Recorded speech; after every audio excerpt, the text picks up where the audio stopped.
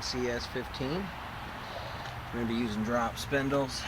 Get in here and show you guys. First, you're going to have to take that carter pin, drop your tie rod. You got your upper and lower ball joints. You're just going to loosen those. We'll get all that crud and I guess it's built up grease. We're going to knock that off, and we'll show you the flat spots that you smack. But you'll loosen these up, give them a couple of good whaps, stick the jack underneath the control arm so that spring can't go anywhere. Lift this up, pull your spindle off, and it's pretty much it. So we'll throw you guys on time lapse and get to it.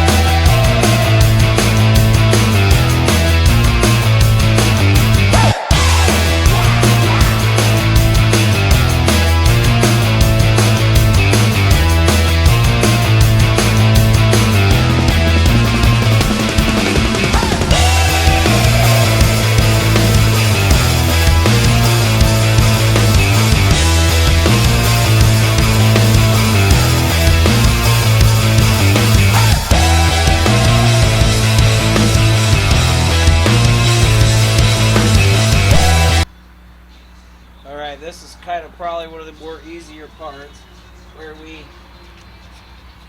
put some pressure underneath the spring here. We'll go right underneath the shock tower.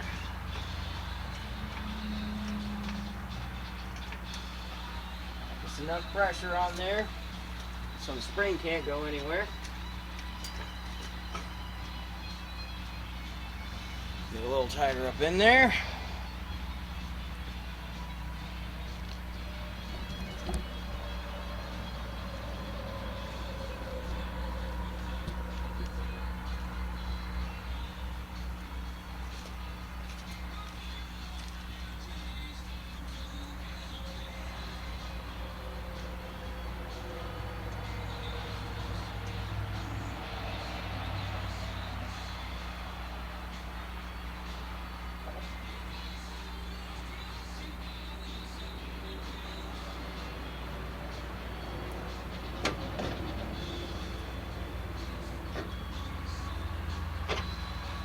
Voila, comes right out, left hand side.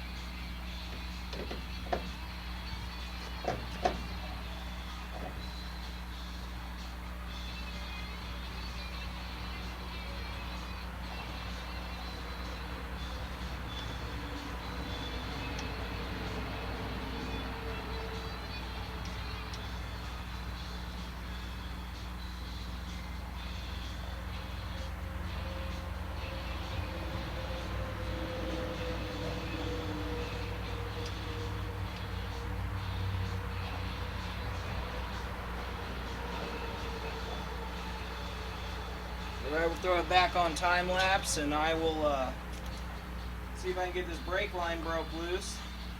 Yeah, we will have to bleed the brakes, but I mean, I've got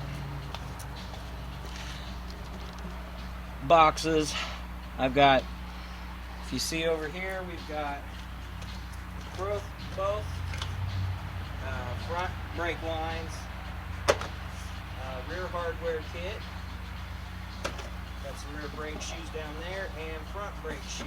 So we've already got the rear line on the back. The new rubber's been replaced, and it's got new wheel cylinders in the back. So we will, when we do the lowering blocks, we'll go ahead and slap on some new shoes and some new hardware back there as well. I was going to have to probably do this at some point for preventative maintenance or just regular maintenance. And another thing, I'll show you these. They get awfully rusty. I suggest running them through a wire wheel, cleaning them up, and then putting a little anti-seize on them. Helps a lot. But we'll get to that too. Yeah, we'll throw it back on time lapse here and get back to it now that it's got the lower spindle on there. Alright, well, my SD card says that it is corrupt. Well, the old one. So I didn't get me doing the drop blocks in the rear. You can't really see how low that is in the front, but especially after the springs wear out, but we're pretty much Steven across the whole board now. I like it. A couple inches changes the whole look of the truck.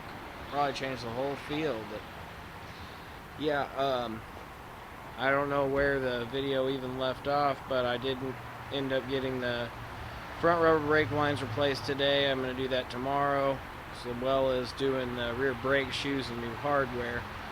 But yeah, the drop blocks went smooth and it's looking pretty good. Alright everyone, thanks for watching. Alright, well, we are back in the daylight. We did get the wheels swapped out to these newer Sonoma wheels, and in that video we hadn't done anything with the front end, but since then we did new center link, new inner and outer tie rods.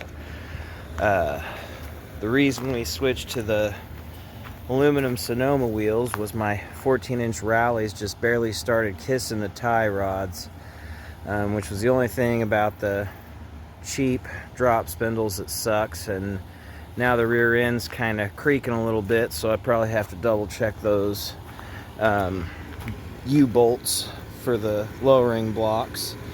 I actually had cut my finger pretty good doing the rear lowering blocks and got corrupted footage of me bleeding all over the place, so didn't want to put that on there, but did want to show a final video of what the truck looks like with the drop spindles, the Sonoma wheels, and it does have new calipers, rubber brake lines all around, new master cylinder, all the wheel cylinders were replaced, all new shoes.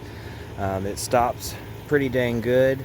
If you'd watched any of the shorts, I was actually driving this on Easter and ended up with coolant in both banks.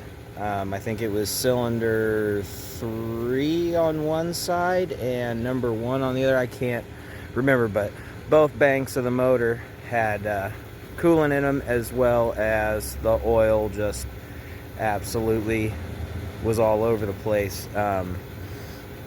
Filled up and got as milky as it could. Of course, the truck only has about 50K on the odometer. It had sat for years before I got it, and I just kind of got it running and got it going, and then that happened Easter Sunday, and ended up swapping out the head gaskets, an intake gasket, got everything flushed out, and I think we probably got about 10,000 more miles on it since then. Well, it had about 42 when that happened, and right now I think it's just over 50.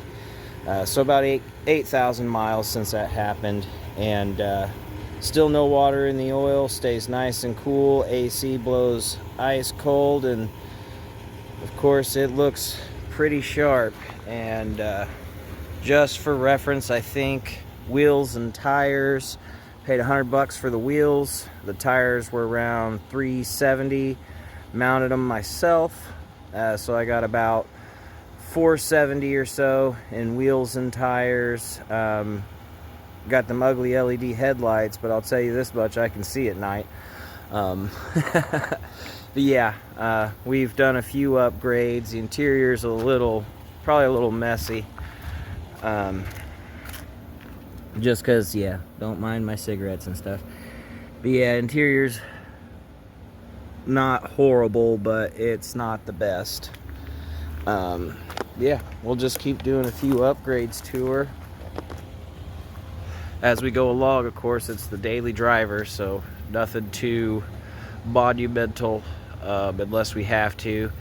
I mean, it was almost a V8 swap. I got the motor for it and the mounts, and just kind of wanted to save that low mileage motor. I just couldn't see myself not trying to save it first, and of course we did. So yeah, that's it, man. Guys, thanks for watching the video. Please like the video, subscribe, tell your friends about the channel. We are trying to grow a little bit, so yeah, again, thanks everybody for watching.